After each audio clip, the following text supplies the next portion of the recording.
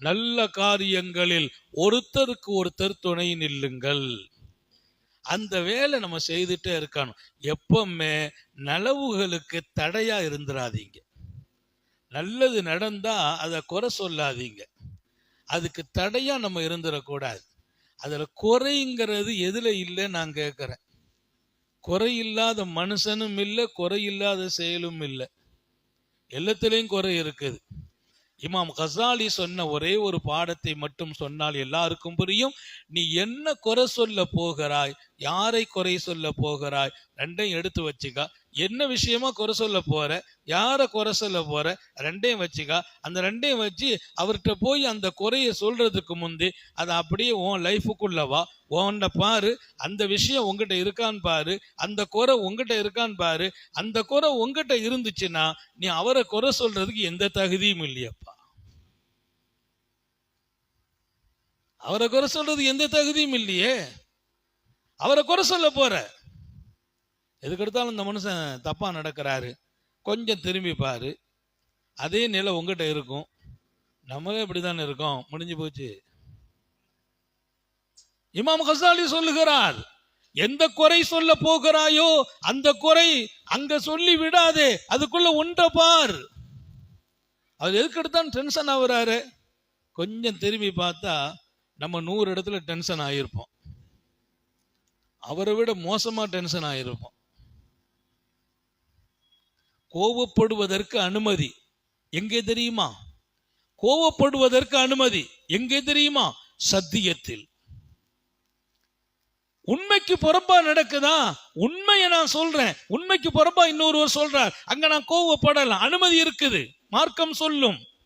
உண்மை அப்படின்னா கோபப்படலாம், நியாயம் இருக்குது. உண்மைக்கு புறம்பாவே கோபப்படுறவங்க உலகத்துல வாழ்வாங்க. உண்மைக்கு புறம்பாக. இமாம் ஷாஃபி சொல்வாங்க, கோபம் மூட்டப்பட்டு கோபப்படலைன்னா அது அர்த்தம் இல்லையப்பாம்பாங்க. கோபம் கூடாதுதான், கோபம் கூடாது. கோபம் மூட்டப்பட்டு நீ கோபப்படலைன்னா அது அர்த்தம் இல்லை. உனக்கு கோபம் ரொம்ப மூட்டிட்டாங்கன்னா அந்த நேரத்தில் கோபம் வரத்தானே செய்யும், அது மனித சுபாவம் தானே. ஆனாலும் வெல்வதும் அடக்குவதும் கோபத்தை விழுங்குவதும் பாக்கியம். இங்கே ஒருவரை பற்றி நீ குறை சொல்ல முனையும் போது அதே குறையை சொல்றதுக்கு முந்தி பார், உனக்குள்ளே இருக்கும் நீ சரி செய்ய வேண்டிய இடம் அவர் அல்ல நீ என்றார்கள். உன்னைதான் சரி செய்யணும், நம்மை தான் சரி செய்யணும். இங்கே நலவுகளுக்கு எப்போதும் துணை போகணும். நலவுகளுக்கு துணை போவது மாத்திரம் அல்ல, நலவுகளுக்கு துணை போக முடியல, ஹெல்ப் பண்ண முடியல, அந்த நலவுக விஷயத்துல போய் குறை சொல்லாதீர்கள். குறை இல்லாத உலகமே இல்லை. என் தொழுகையில கூட குறை இருக்குது. யாராவது ஒருத்தர் தொழுதுட்டு வெளியில போற போது இன்னைக்கு ரொம்ப சரியா தொழுதுட்டேன்னு அவர் போறாரான்னு பார்த்தா போகவே முடியாது. ஏதாச்சும் ஒண்ணுல மாட்டி இருப்பார், ஏதாச்சும் ஒண்ணுல.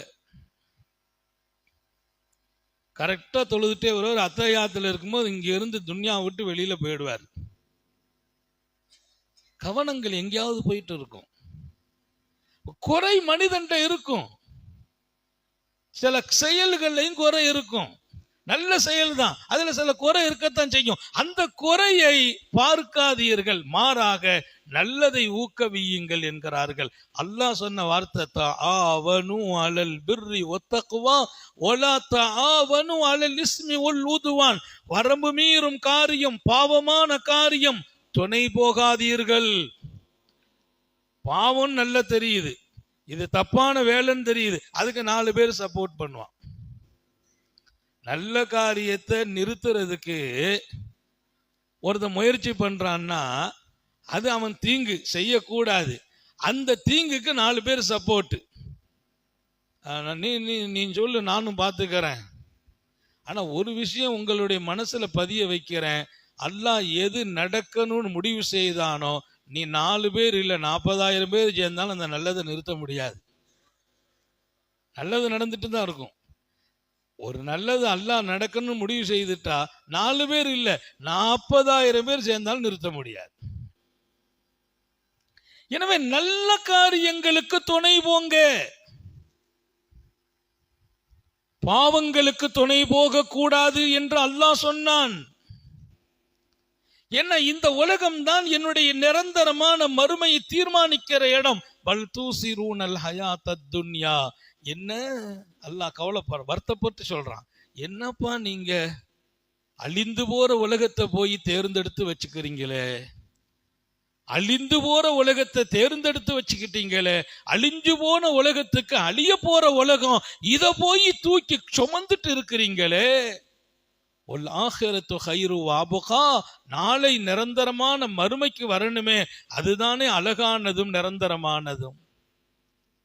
மறுமைதானே நிரந்தரம், மறுமைதானே அழகு. அப்ப அழகான நிரந்தரமான மறுமைய இந்த உலகத்தை வச்சுதானப்பா சம்பாதிக்கணும். இந்த உலகத்தை நீங்க தூக்கி வச்சுக்கிட்டு இதனுடைய ஆசைகள்ல போய் முங்கி, இந்த உலகத்தினுடைய ஆபாசங்கள்ல போய் அழிந்து, இந்த உலகத்துல தேவையில்லாத சர்ச்சைகள்ல ஈடுபட்டு, நானா நீ நான் போட்டி போட்டு வீணாக்கிட்டு போறீங்களே. இந்த உலகத்தை வச்சு நீங்க சம்பாதிக்கிற மறுமையை விட்டுட்டீங்களே. அல்லாஹ் குர்ஆன்ல சொல்றான், பல் தூசிரூனல் ஹயாத்தத் துன்யா. இந்த உலக வாழ்க்கையை நீங்க தேர்ந்தெடுக்கிறீர்கள். வாழணும் உலகத்தில, சம்பாதிக்கணும் இந்த உலகத்தில. இந்த உலகம் போட்டி போடுகிற உலகம் அல்ல, பொறாமைக்குரிய உலகம் அல்ல, தாக்குவதற்குள்ள உலகம் அல்ல. அவர் அவரை தாக்குறதும், அவர் இவரை தாக்குறது, இவர் அவரை பழி வாங்கிறதும், அவர் இவரை பழி வாங்கிறதும், இவர் அவர் மேல அவதூறு சொல்றதும், அவர் இவர் மேல அவதூறு சொல்றதும், இவர் அவரை அழிச்சே தீர்வுங்கிறார், அவர் இவரை அழிச்சே தீர்வுங்கிறார். இப்படி உலகத்தை போய் அழிச்சிட்டீங்களப்பா, இதை தேர்ந்தெடுக்கணுமே மறுமைக்காகங்கிறான்ல. இன்னைக்கு உலகத்துல நீங்க எங்க பார்த்தாலும் சண்டை சச்சரவு, அது இது விவகாரம். புரிஞ்சுக்கிறாத தன்மை, எவ்வளவு நாள் இருக்க போறோங்கிறத புரிஞ்சுக்கிட்டா போதும். இது மறுமையை சம்பாதிக்கிற நிலம் என்றார்கள் பெருமானார். அதை விட என்ன வார்த்தை வேணும்? மறுமையை சம்பாதிக்கிற நிலம். இங்கேதான் அறுவடை செய்யணும்.